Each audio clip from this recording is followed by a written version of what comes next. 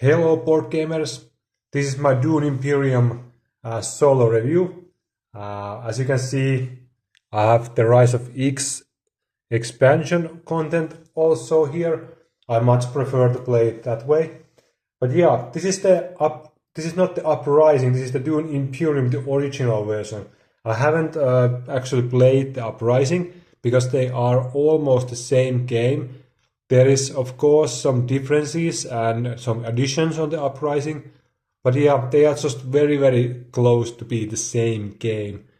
Um, as for a solo, this game is, in my opinion, really solid option, really good. I like it. I know it's available on Steam and Xbox and PlayStation, etc. On the phones, you can also buy the game and play it on your mobile device. So it's available everywhere, but the board game is a board game. If you want to limit your screen time, you want to do something else than just be on the computer or phone, you want to actually move something around by yourself, the board game is always a nice thing to have.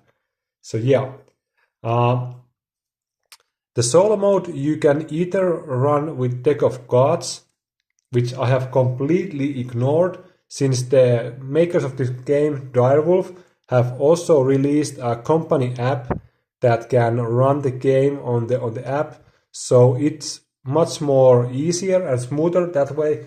It will handle most of the unnecessary things for you. So I highly recommend to run this with an app, so you don't have to do the manual things by yourself. And it also clarifies the rules. It makes the game easier to play. There are some notice here and there to remember certain rules, etc. The solo mode makes the game feel like you are playing against the real opponents. Yeah, the bots don't draft any cards. They don't make the same action as you do on each of these different areas, but they are close enough. They actually, with the Rise of X, even buy the deck tiles, they buy the Dreadnought, they do the conflict same way as human players do. Well, they don't use the Intriguer card like our opponent does. They use them to gain points. But either way, it's a well-balanced system that makes the game as tight as it is with real people, and it's always a close race to the finish line.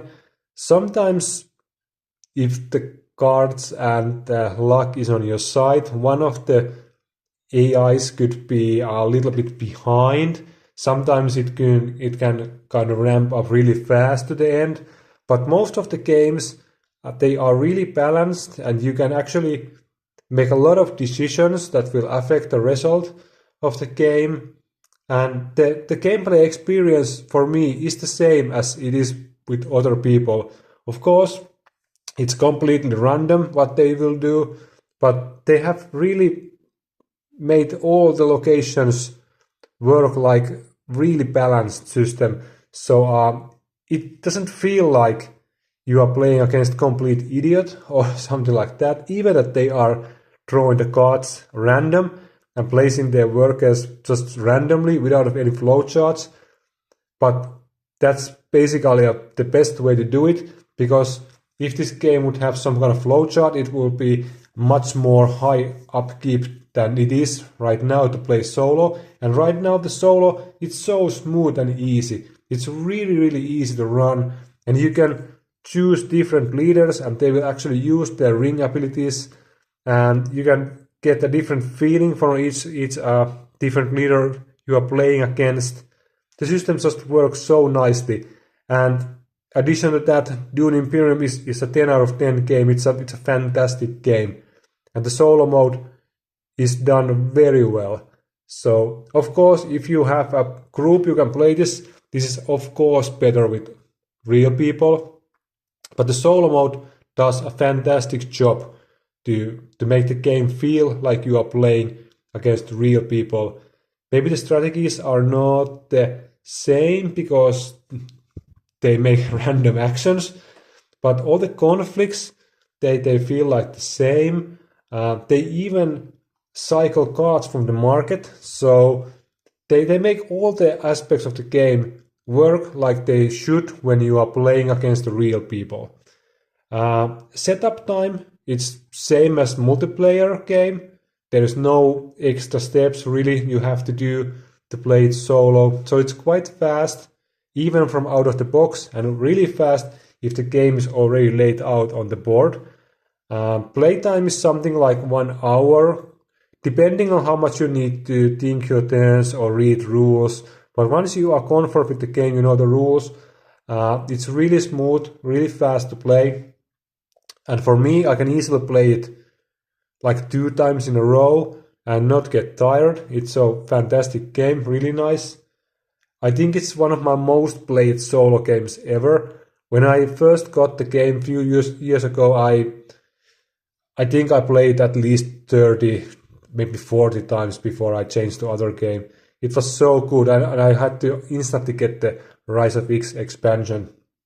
I was instantly hooked to the game, so it's really nice game, and it has been holding on to my top solo board games ever since, and I still think it's nice. I just recently played it just to see if I still like it. It's still fantastic, still great.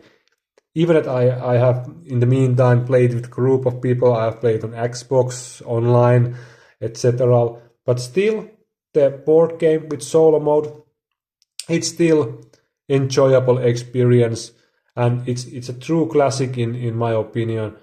A game that you can really play years and years to come, and I don't see anything stepping this down soon. So it's not kind of any unique game. It just blends different mechanics together, and it works really well. There's worker placement, there's area control, there's minor conflict, there's victory point gaining, little resource management, deck building aspect, but they all just click together like they should be, and it's just perfect. So yeah, it's a really nice solo experience, and the game is even pretty cheap. I think it's like 45-50 euros or something like that. And if you add the Rise of X on top of that, it's like 25 euros more. So it's not at all that expensive. And you can even play it without of the expansion, but it adds so much to the game. So I just cannot play it without of Rise of X. So yeah.